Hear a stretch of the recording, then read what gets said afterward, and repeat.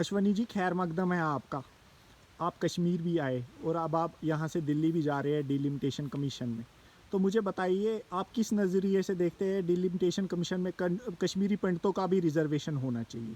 उस बारे में आपका क्या कहना है? पिछले लगभग 6 महीने से मैं इस विषय को लेकर के काफ़ी चर्चा कर रहा हूँ इसकी, और अपने लोगों से बातचीत कर रहा हूँ। कई वेबिनार हमने किए, कई चर्चाएं की। उसके बाद में पार्टी के अंदर भी, पार्टी के बाहर भी लोगों के नुमाइंदों के साथ भी बात की, और कुल मिलाकर के हमें ऐसा लग रहा है कि एक कॉन्सेंसस इस चीज़ पर बना हुआ है कि कश्मीरी पंडित जो लगभग लगभग पिछले 5 दशकों से असेंबली और पार्लियामेंट में अनरिप्रेजेंटेड रहे हैं।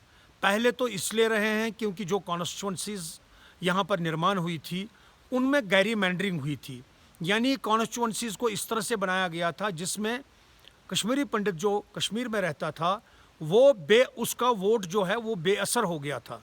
इस तरह से कॉन्स्टिट्यूंसीज का निर्माण हुआ था।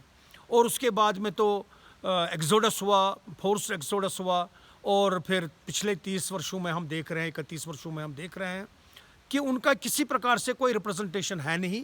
केवल एक वो जो उन्होंने कहा था कि वोट डालो, जिसमें उनका कोई इंटरेस्ट ही नहीं रहा। इस तरह से कश्मीरी पंडित जो है एक तरह से अनरिप्रेजेंटेड कम्युनिटी जम्मू कश्मीर की बन गई है। ऐसे वोटर्स जिनका वोट तो है लेकिन उनका वोट बेअसर है, क्योंकि ना तो वो उनकी कोई कॉन्स्टिट्यूंसी है और ना उनकी कोई रिप्रेजेंटेशन है। तो चूंकि डिलिमिटेशन काफ़ी देर का नहीं हुआ है और अब डिलिमिटेशन हो रहा है, उसके लिए जो कमीशन बना है, हमने उनके साथ ये बातचीत शुरू की। मैंने स्वयं जो कमीशन के मेंबर हैं, member parliament from Udhampur constituency doctor Jitendra Singh ji, मैंने उनको भी लिखा।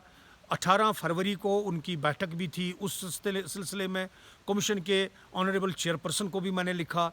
उसके बाद में कुछ कमीशन के साथ में पत्राचार भी हुआ, बातचीत भी हुई, और ultimately the commission decided that the full commission will sit on 26 of this month, यानी कल वो बैठेंगे। और उन्होंने मुझे निमंत्रित किया है कि मैं वहाँ आऊँ और अपनी प्रेजेंटेशन इस बारे में, एक तो delimitation issue as a whole, फिर जो हमारी राय है उसमें, चाहे वो कश्मीरी पंडित और दूसरी कश्मीर की माइनॉरिटीज़ के लिए रिजर्वेशन या नॉमिनेशन, इस तरह से जो मैंने बात की है। उसके अलावा मैंने कहा है कि महिलाओं के लिए, जम्मू कश्मीर की महिलाओं के लिए जो यहाँ पर 2 सीटें पहले ही नॉमिनेशन में आरक्षित हैं, उनको भी वोटिंग पावर के साथ में 4 कर दिए जाएं, डबल कर दिए जाएं। तो इस तरह से कुछ बातें हैं जो मैंने उनको कही हैं। चूंकि अब हम कल उनसे मिल रहे हैं, बाज़ाबिता जो वहाँ पर कल डिस्कशन होगा उसके आधार पर फिर हम सबको बता सकते हैं कि वहाँ पर डिस्कशन क्या होगा। स्टेटहुड की बात की जाए, हर मेन स्ट्रीम पार्टी चाहती है कि स्टेटहुड JNK को जल्दी से जल्दी मिला जाए। तो इस बारे में आपका क्या कहना है? देखिए, हमारे प्रधानमंत्री यशस्वी श्री नरेंद्र मोदी जी और गृह मंत्री श्री अमित शाह जी, दोनों ने पार्लियामेंट में ये बात कही है कि स्टेटहुड जो है जम्मू कश्मीर को फिर से मिलेगा, लेकिन उसके लिए एक अप्रोप्रिएट टाइम है। उन्होंने इसकी घोषणा एक बार नहीं 3 बार आज तक की है। एक तो 19 में भी की थी, 20 में भी की थी, और अब ये 2021 है, इसमें भी उन्होंने ये घोषणा की। इसलिए उन्होंने रिएटरेट कर दिया है कि अप्रोप्रिएट टाइम पर सब कुछ होगा। देखिए, 3-4 चीज़ों को लेकर के तो फाइनल है। एक तो ये है कि जम्मू कश्मीर स्टेट का हमने देखा है कि इसकी बाइफर्केशन हो गई है, दिस इज़ परमानेंट। आर्टिकल 370 समाप्त हो गया है, दैट इज़ परमानेंट। इसी तरह से 35A समाप्त हो गया, दैट इज़ ऑल्सो परमानेंट। ये जो चौथी चीज़ है कि यूनियन टेरिटरी बन गया, इसका एक कारण है स्पेशल, और वो ये है कि सिक्योरिटी के लिहाज से और नेशनल सिक्योरिटी के लिहाज से in particular, then law and order also, चूँकि वो उसी का हिस्सा है JNK की जो सिचुएशन है उसको लेकर के, इसलिए उसमें एक यूनिफाइड कमांड चाहिए। 2 पावर सेंटर्स नहीं चाहिए जहाँ तक नेशनल सिक्योरिटी का विषय है।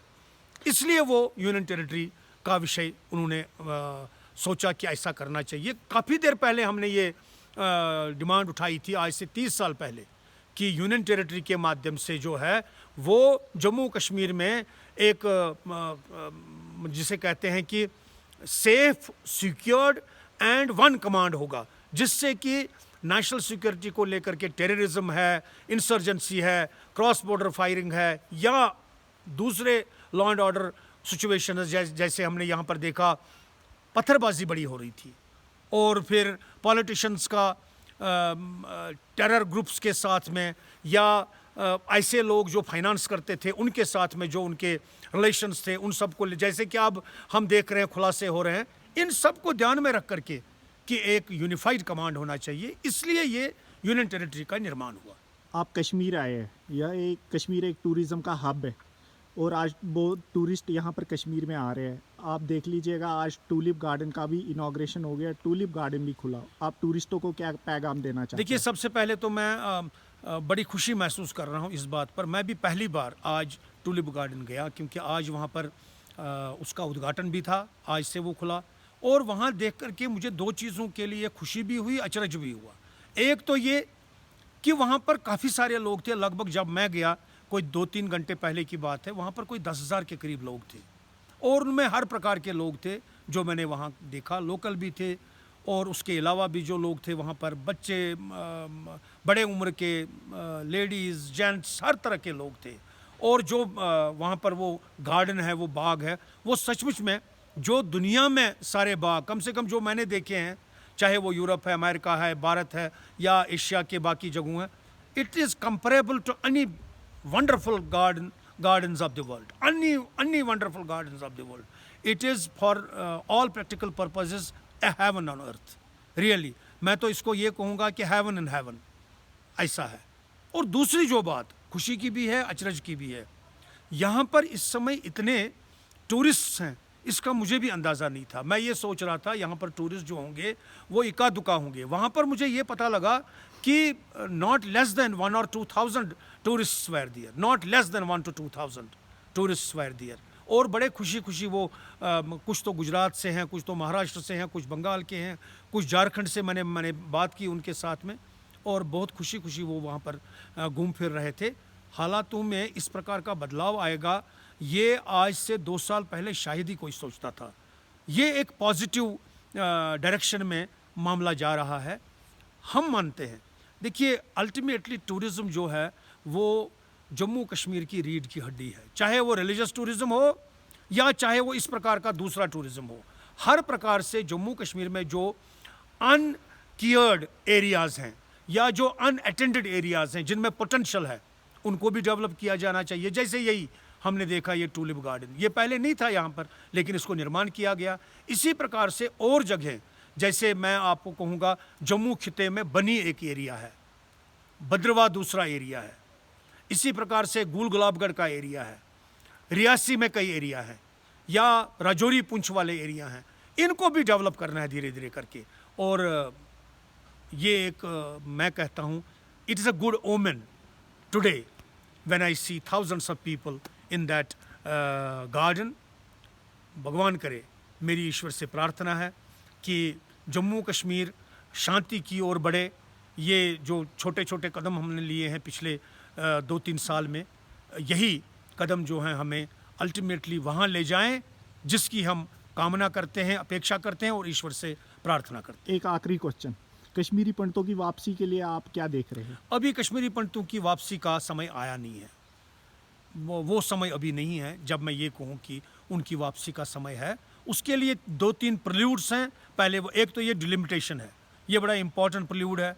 दूसरा, यहाँ के मंदिरों का जो हमने देखा, सैकड़ों मंदिर हैं यहाँ पर जो तहस नहस हुए हैं, डिस्ट्रॉय हुए हैं, डिस्ट्रक्ट हुए हैं, उन सब का पुनर्निर्माण और उनकी व्यवस्था, और उसके लिए एक कानूनन जो एक बोर्ड बने जिसका एक लेजिस्लेटिव वो हो, एक सैंक्शन हो। और तीसरा, एक ऐसा स्पेशल क्राइम्स ट्रिब्यूनल कोर्ट जो ये तय करे कि पिछले 35 साल में कश्मीरी पंडित और दूसरी माइनॉरिटीज़ के साथ में जो स्टेट में एक्सेसेस हुए, क्राइम्स अगेंस्ट ह्यूमैनिटी हुए, उन सब का वो खोजबीन करे, और उसमें ये ताकत हो कि वो पेनल्टी भी लगा सके और सज़ा भी दे सके। ये तीनों प्रिल्यूड्स बड़े इंपॉर्टेंट है so far as Kashmiri Pandit return is concerned. फिर भी मैं कहता हूँ अभी वो समय आया नहीं है कि हम रिटर्न की बात करें। Thank you.